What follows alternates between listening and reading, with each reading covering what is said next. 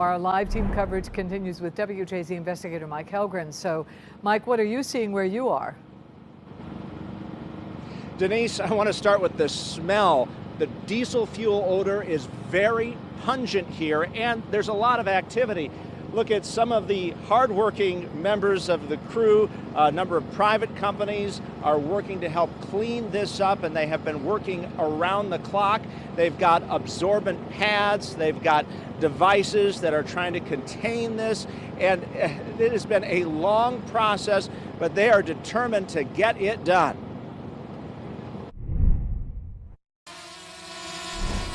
From Drone 13, you can see the spill, the red dye from the thousands of gallons of diesel fuel contained for now. It all started here, more than a mile away, on the Johns Hopkins Hospital campus on Fayette near Broadway. When tanks for emergency generators were overfilled, the diesel went into the stormwater system and drained into the Patapsco. Unfortunately, this is something that we deal with because of our underground pipe infrastructure that basically treats our streets as our streams.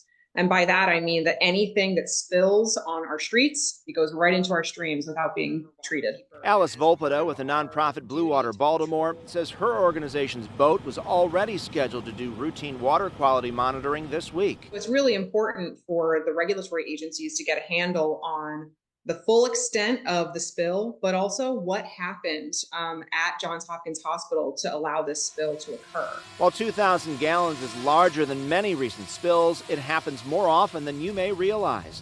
Last year, 500 gallons of fuel spilled after a boat fire in Canton.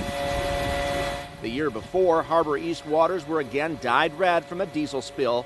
In 2017, a truck carrying diesel overturned on the JFX, spilling fuel into the Jones Falls, which headed to the harbor. Diesel, I think, is lighter than crude oil and evaporates more quickly, but it can, seep into mud. Dr. Sam Surchan, a biologist at Morgan State University, says the pumps and absorbent material are crucial.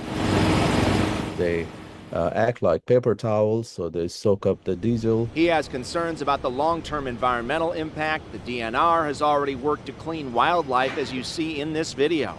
But in the long term, we want to see continuous monitoring of water and air to make sure that it's safe. 2 weeks ago, athlete Katie Pumphrey swam in the Inner Harbor, and the next public harbor splash event is scheduled in just 15 days.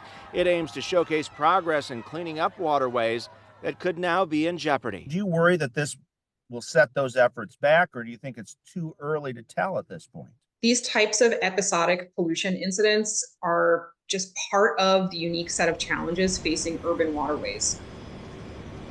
And back here live at the scene, you can see we got one guy with a skimmer getting some of the trash out of that water that has been soaked in that fuel. You've also got these absorbent pads. They've got a lot of bags of these pads out here, and the Coast Guard is leading this. But again, you've got city, state officials, as well as federal resources out here trying to get this all cleaned up as quickly as possible. We are live in your corner in Harbor East. Mike Helgren, WJZ. All right, thank you very much, Mike. Stay with WJZ. We'll continue to bring you updates on this developing story, and we're going to track the long-term impacts that it may have on our environment. We'll talk